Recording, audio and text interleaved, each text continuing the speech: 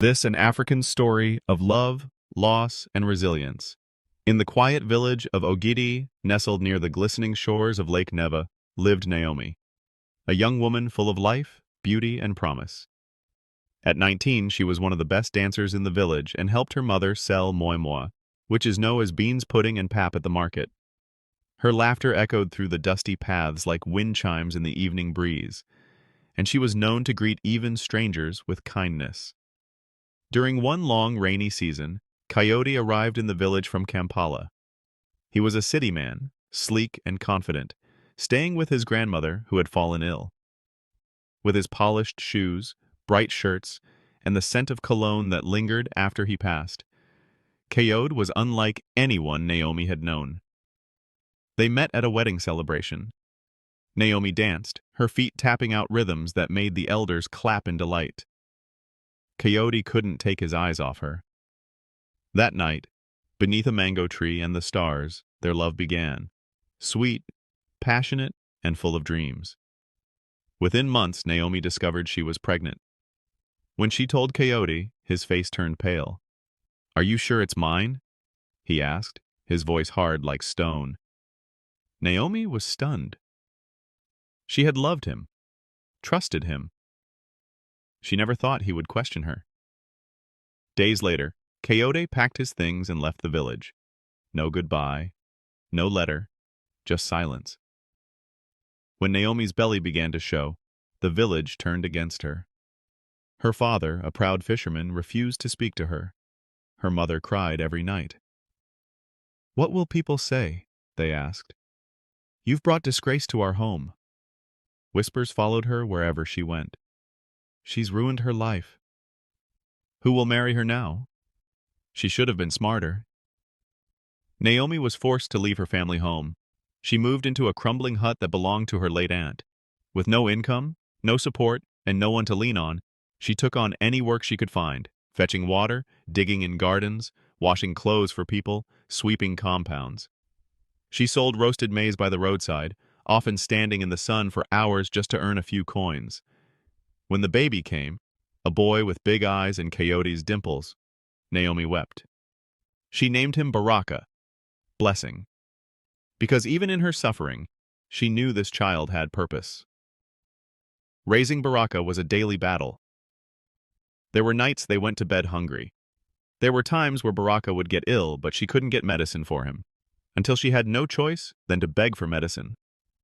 Sometimes Naomi would also get ill, and she still has to work for people, and no one to assist her take care of Baraka. Naomi would pretend she had eaten just so her son could have the last bit of porridge. She stitched clothes from old fabric scraps and taught herself how to weave mats to sell at the market. But Naomi never let Baraka feel unloved. She sang him lullabies under their leaking roof and whispered stories of great African heroes, men and women who overcame impossible odds. "You will be great, my son," she often said, brushing his hair with her fingers. "Your future is brighter than our pain." She never stopped praying for him. As the years passed, Baraka grew into a bright, kind-hearted boy. Though he wore second-hand clothes and carried a patched school bag, had to share a notebook for 3 different subjects because he didn't have enough notebook. But he topped his class every year. Teachers admired his discipline and intelligence. "He will go far," they said. Some even offered to give him extra note when they noticed he didn't have enough. 14 years after he left, Coyote returned to Ogidi, now a successful businessman. He drove a sleek black Prado and came to the village to build a tourist lodge. His name was on everyone's lips. "Coyote is back," they said. "He's rich now." One afternoon, as Coyote walked through the village market, he spotted a boy running past with a striking resemblance, those eyes, that smile. He followed him at a distance and soon found himself standing before Naomi's modest stall where she sold groundnuts and mats. She looked up from her mat weaving and froze. "Coyote." He stepped forward awkwardly. "Naomi, it's been a long time." Naomi stood up, her expression unreadable. "Yes, it has. I saw the boy. He's mine, isn't he? Kato asked, looking ashamed. She didn't answer right away. Then she said, His name is Baraka. And yes, he's yours. But don't think you can walk back into our lives with your money and cars. Coyote looked down. I made a mistake. I was young, scared, but I want to make it right. Let me support you. Let me support him. Naomi shook her head. You left me when I had nothing. When your child needed diapers, when he had malaria and I begged for medicine, you were not there. I sold my last cooking pot to pay his school fees. Where were you then? I was wrong, he said, voice cracking. Please. Naomi looked at him, not with anger, but with calm strength. We survived without you. We struggled, yes, but we found dignity. Baraka knows who you are. One day, if he chooses to talk to you, that will be his decision. As for me, I don't need your pity or your money. She picked up her woven mat, took Baraka's hand, and walked away.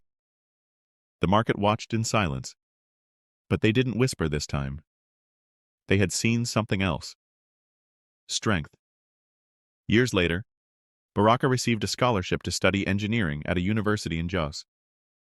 Naomi wept again, this time with joy.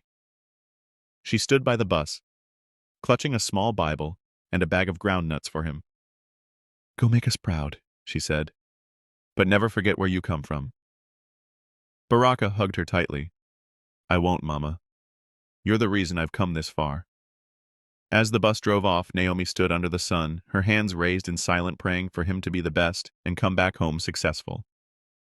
While Baraka was in school, Coyote visited him trying to amend the past.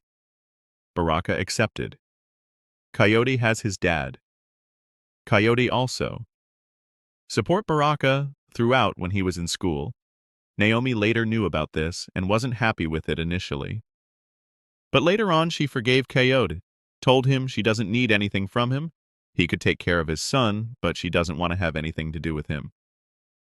About 5 years later, Baraka graduated with a first-class degree in engineering, was able to work with one of the best companies in country.